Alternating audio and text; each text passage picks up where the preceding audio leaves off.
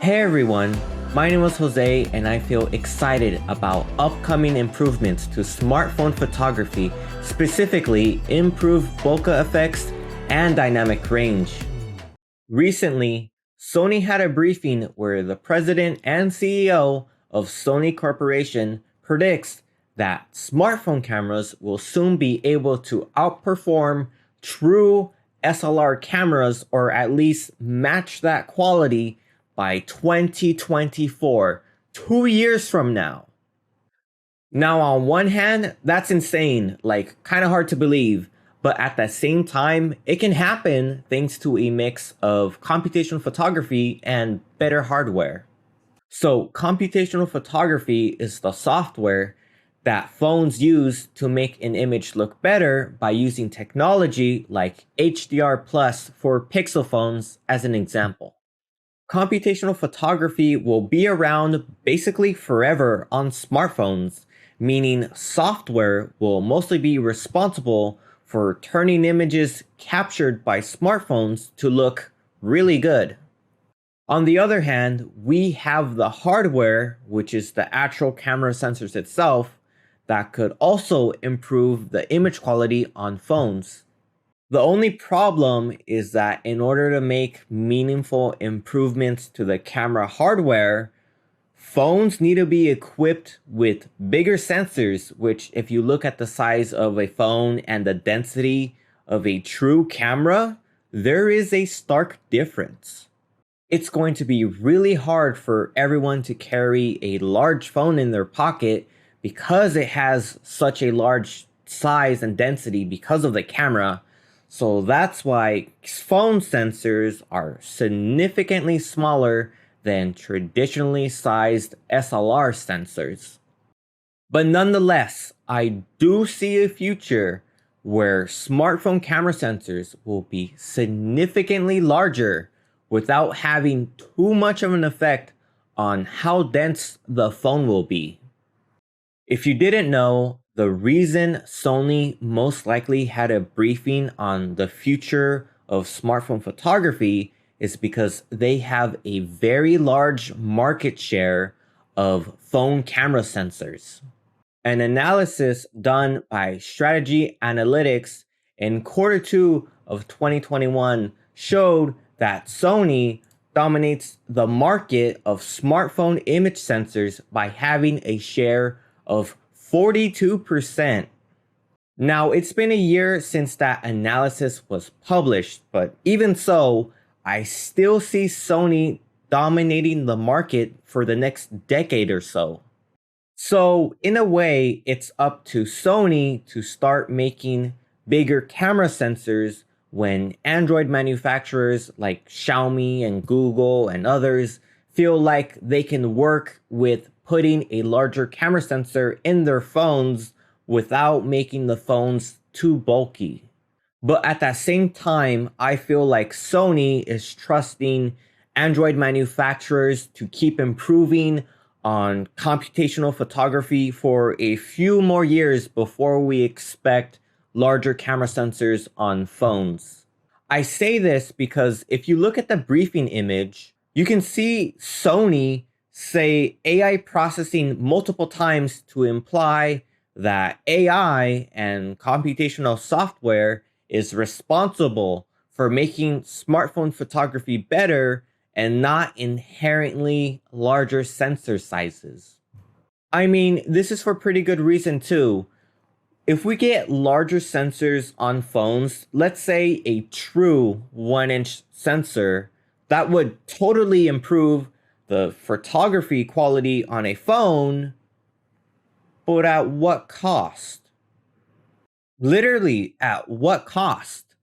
Here, I'll tell you, a large camera bump for sure, but what about the cost of the phone? I mean, the larger the camera sensors or even the more components on a phone, the more Android manufacturers have to weigh between their production costs and their sales.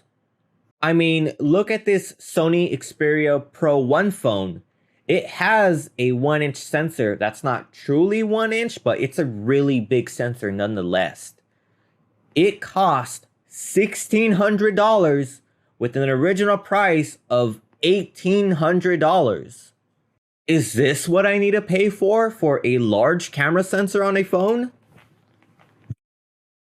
No wonder the Sony briefing focused on computational photography, because large camera sensors on phones can get quite expensive.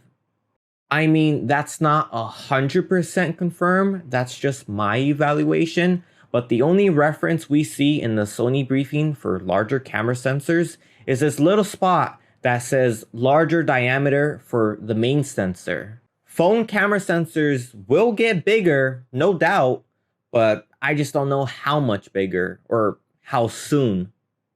So then, without expecting camera sensors to get significantly larger within 2 years, what else do I expect? Well, just like Sony, I'm expecting big improvements to computational photography. Now, there is a lot of different approaches I see to improving computational photography within the next few years, but the obvious answer that I just want to get out of the way is HDR multi-stacking. Just basically what Google and others have been doing with their HDR technology, where photos stack and make an image brighter and better through extensive image processing, basically just that. So computational photography can improve image dynamic range and reduce noise and do a lot of other things, but there's only so much that software and image processing can do. Like, it will be quite hard for a phone without a large camera sensor to match the quality of a real camera device within the next 2 years by just using software and computational photography, but I have a proposition for this. Although I would really want larger camera sensors to be implemented in smartphones, what if that isn't the case because of supply or price increases or whatever? So then, how can we accelerate that process of improving image quality on smartphones without introducing larger sensors? Well, I'm thinking more camera sensors. Now, when I say more camera sensors, I'm not talking about like the L16 camera device, where that device literally had like 16 camera sensors, or even the light smartphone concepts, where those concept phones have like a large array of camera sensors. At that point, just use a large camera sensor on a phone, not like 10 different small ones. That's redundant. So then, what am I talking about for more camera sensors? Well, I'm kind of leaning towards more like assistive camera sensors. The reason I think assistive sensors might make a return to new flagship phones is because, one, the whole thing about large camera sensors being too expensive and whatever that entails, but two, because it was mentioned in the Sony briefing. So most flagship phones have 3 sensors: the main sensor, the ultra-wide sensor, and the telephoto sensor. But in the Sony briefing, there was an additional 4th sensor that was listed: a time of flight sensor. Now, time of flight sensors have been around on Android phones in the past, but I don't know any recent Android phones that actually have a time of flight sensor and are also flagship phones. We have had stuff like the Huawei P30 Pro have a time of flight sensor, and the Samsung Note 10 Plus have a time of flight sensor, and a few others, but those phones are from 2019. So what about 2021 and 2022 phones?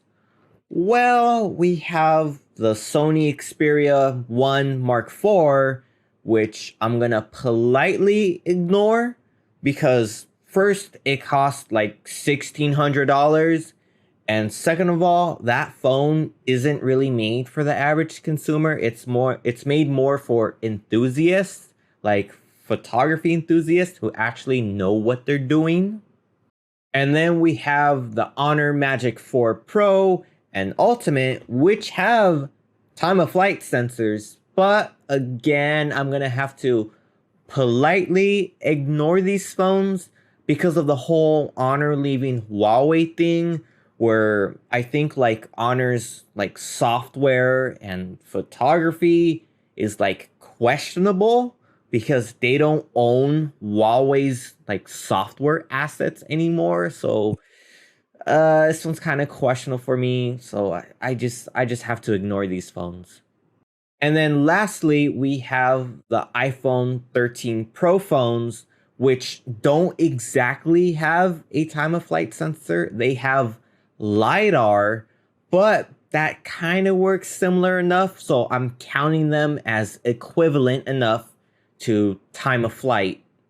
So that's it for recent phones that have a time of flight sensor. The Sony Xperia phone, two Honor phones, the iPhone Pro models, that's it. Nothing from Google, nothing from Samsung. That's basically it. I bring this up because no one is really using time of flight sensors in recent days.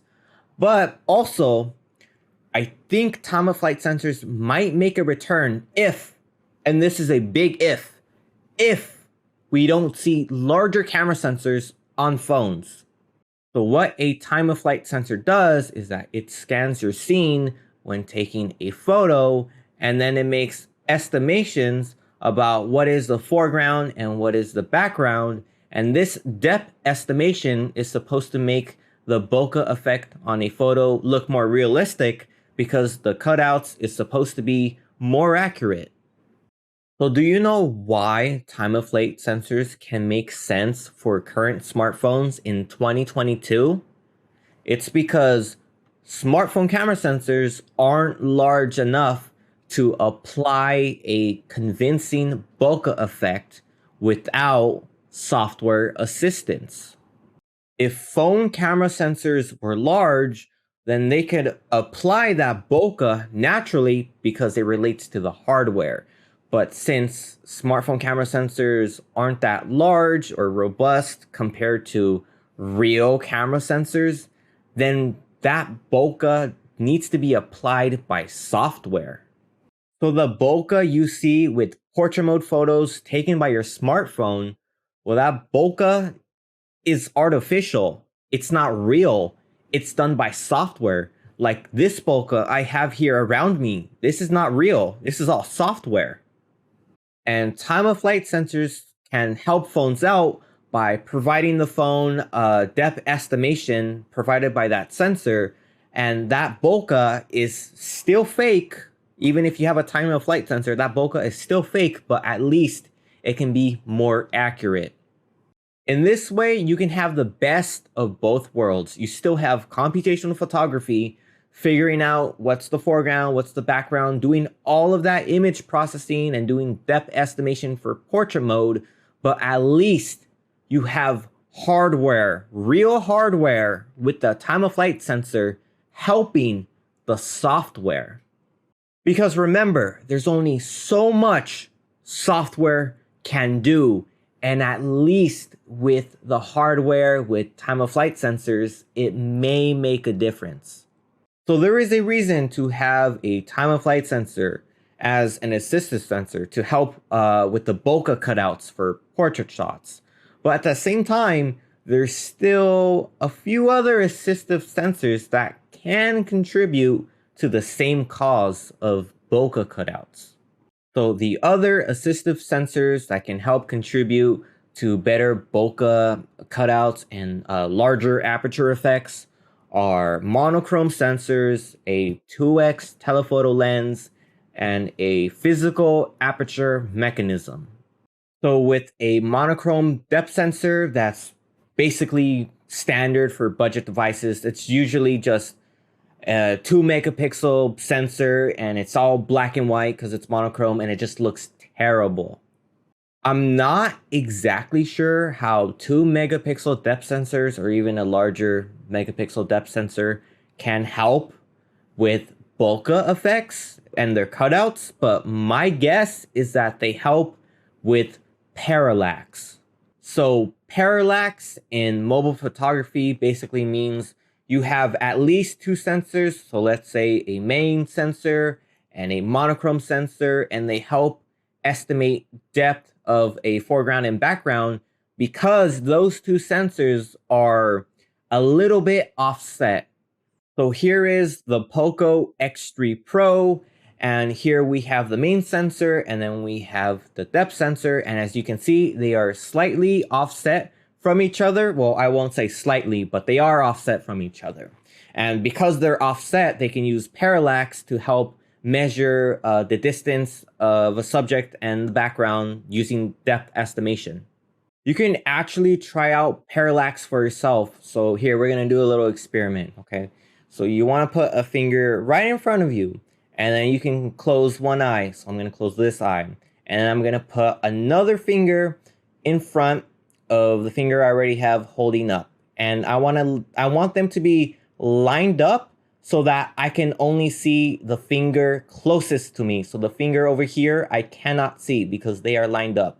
And if you switch to the other eye and then switch to the other eye, you can see that with one eye, they are perfectly lined up. And then when you switch to the other eye, you can see both fingers. And that's because our eyes are offset from each other. And that's basically the same thing with a monochrome sensor and a depth sensor. Because they're offset from each other, they can use parallax to estimate depth. Okay, so cool. So what about a 2x telephoto lens to be used as an assistive sensor to help with bokeh cutouts? Well, I would still say the same thing about using parallax because you have two different sensors, and since they're offset from each other, I'm pretty sure they can use parallax to estimate depth. So the same rules apply. I guess that's how a 2x telephoto can act as an assistive sensor to estimate depth. The only other thing I want to talk about with 2x telephoto lenses being used for portrait mode is that 2x telephoto sensors on smartphones usually have a smaller aperture than the main sensor. So depth estimation using a 2x telephoto lens for portrait mode, like, it could be off, a little bit worse. So is the image quality because telephoto lenses are usually a lot smaller than the main sensor. So, 2x telephoto lenses being used for portrait mode, great for an angle, great for that zoom, but not too good for image quality or even depth estimation. So that one's kind of questionable, but I guess it could work. And lastly, for assistive sensors that can help with bokeh cutouts, well, it's not an assistive sensor, but it is an assistive mechanism, which is just basically variable aperture for the main sensor. So variable aperture is something that cameras have to make that bokeh effect, and it's through this mechanism where that bokeh effect is actually natural because it's a mechanism. It's through physics. It's not done through software because on phones it's done through computational photography where we rely on software to apply this blur to us. And phones don't really have a variable aperture mechanism built into the sensor, and it's for a few reasons, but there are some phones that have this feature. I mean, two notable phones that had this feature was like the Samsung S10 Plus when that came out in, I think, 2019, and then we also have the earlier mentioned Sony Xperia Pro 1 phone. But if you already know, that Pro phone retails for $1,800 with the current sale for $1,600, which is still an insane price for a variable aperture mechanism on a phone. But in terms of recent phones in 2022, yep, it's just the Pro phone that has that variable aperture mechanism. So, and I think there's pretty good reason why phones don't have a variable aperture mechanism into the phone.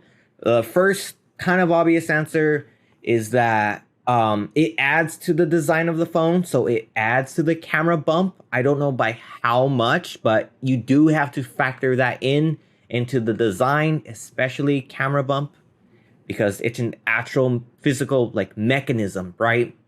And then the second reason is because of that, basically the aperture mechanism. You allow less light into the smartphone camera sensor. And if you've been paying attention throughout this whole video, camera sensors aren't that good to real camera sensors because they're tiny. So because you're basically shutting out even more of the sensor size, less light is gonna go into that sensor.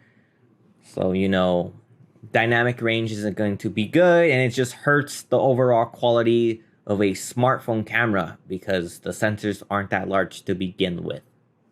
And that's basically it for assistive camera sensors that can be used to help out with bokeh cutouts and bokeh effects. So time of flight / LiDAR, which I'll count as the same thing. And then we have monochrome depth sensors, which are just crap because they're 2 megapixels and really cheap and they just suck.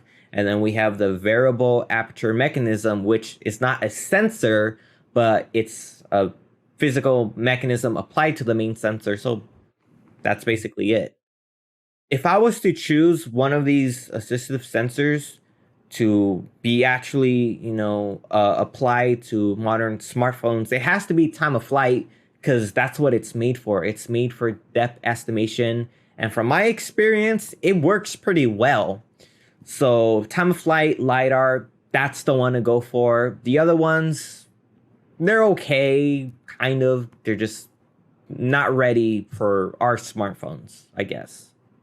I really wish I could speak more for the monochrome depth sensors because I know they suck. They're 2 megapixels. I tried it out before with the Poco phone. So here's an image of what it looks like. I already showed it before, but yeah, it's just 2 megapixels. It's monochrome. It sucks, but the Huawei P50 Pro had a 40 megapixel monochrome sensor, and that could be for a lot of reasons because the whole Huawei ban means like their mobile phones is basically struggling. So I don't know if that's where they got the idea to, hey, we need to add another camera sensor, let's just make it a 40 megapixel monochrome sensor. That's going to be my guess. I'm very confident, and that's and as to why the P50 Pro has a 40 megapixel monochrome sensor, but at the same time, it's again 40 megapixels. It seems to be large. I'm pretty sure it helped with dynamic range. I'm pretty sure it helped with parallax and depth estimation, but I just can't speak on behalf of monochrome sensors.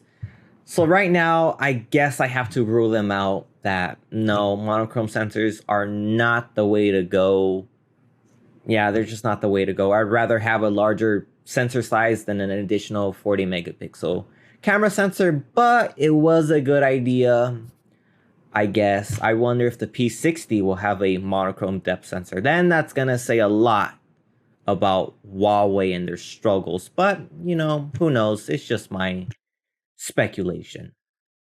So for hardware, that's about it. I just hope to see maybe time-of-flight sensors to help with the bokeh cutouts if manufacturers feel like it's actually going to help. Yeah, it would be cool if they go down that route, but I don't know. So let's circle back to computational photography because that's how most phone manufacturers are applying their portrait bokeh cutouts because it's done all through software.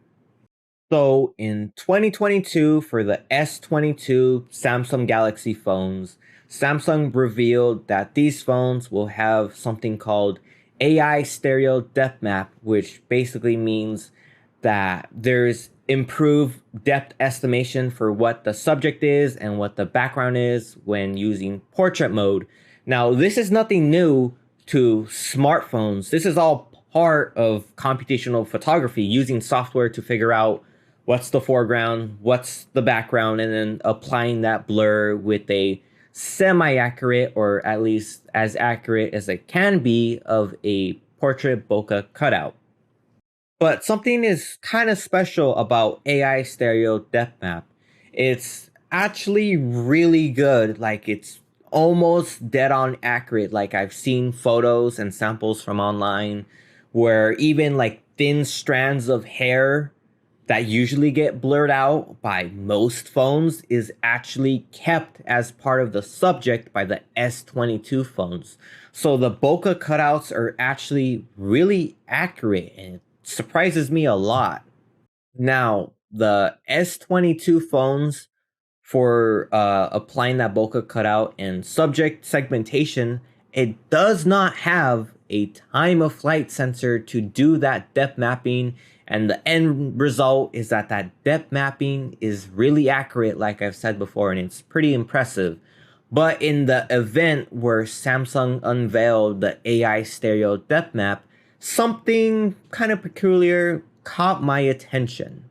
So in the Samsung event, we see a picture simulation of this person where someone is drinking from a straw, but then in the old model or software, the straw gets incorrectly blurred out. But with the new AI stereo depth map, the straw is accounted for as being part of subject segmentation, and that's actually kind of interesting. And then this is where I get an idea, and then this is where I have another proposition for Android manufacturers. So, Android manufacturers, why don't you make a lightweight model of depth mapping software off of existing depth mapping code? So what I'm talking about is we have open source models like Midas and Lerez and boosting molecular depth or BMD, which I think is the best one out of all of them. So these are open source models that are on GitHub and on the internet. And what they do is just they're depth estimation models that can tell you what is the foreground, what is the background off of a still image. And it can be any image. It could be a real life image. It could be a 2D image, so like a drawing or art piece, right? And it tells you what it thinks is the foreground and the background. And these models are actually pretty dead on accurate with figuring out what is foreground and what is the background. And specifically, it has really good subject segmentation. So what I'm saying is Android manufacturers just like modify the code that's already available from Midas and Lerez and BMD and just make a lightweight model for your Android phones for them to use it. And you get the benefits of the depth mapping that it's already using that's inferencing what's the foreground, what's the background, and it's pretty good. So why don't you just make a lightweight model off of that? So as part of this proposition and idea, what I did is I used the depth mapping models, Midas and Lerez, and what I did is I gave them a similar scenario to what we saw in the Samsung presentation of someone drinking from a straw, and I gave them a similar photo. And what I wanted to see is A, how long does it take for a desktop GPU to process these photos? And B, how good is the depth estimation cutout? So here is the first photo of someone drinking from a straw. We can see that with Midas, it did an okay job, but it's not perfect. Then we see Lerez, and we can see that her hair is more accounted for as being part of the foreground. So that's an improvement. Then for another test image, we can see another individual with a similar scene of drinking from a straw. Midas, again, did an okay job, but Lerez does it better, especially with hair that's curled upwards, which Midas does not detect. And I find that to be pretty impressive. So the reason I'm bringing this up is because it feels like every other Android manufacturer has the quality of Midas in a figurative sense, but then Samsung over here has like Lerez or BMD, which is the better depth mapping model. So I hope that Android manufacturers can figure out like how to put Lerez or BMD into their phones by making a lightweight model so that we can actually use those models when taking portrait mode, because they seem to be pretty good and pretty accurate models. So stuff like LiDAR will help the computational photography aspect for phones.